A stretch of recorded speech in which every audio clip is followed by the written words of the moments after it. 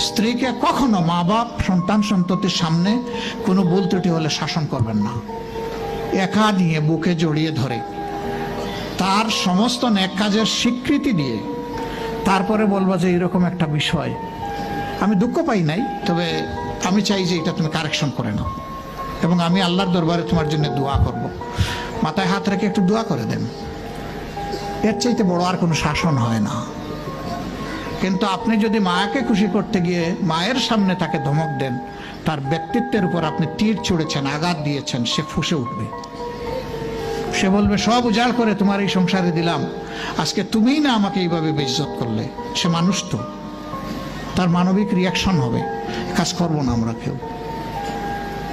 আমাদের জীবনের অংশ, আমাদের হাড়ের অংশ, আমাদের কলিজার অংশকে আমরা সেইভাবে সম্মান দিব ইনশাআল্লাহ।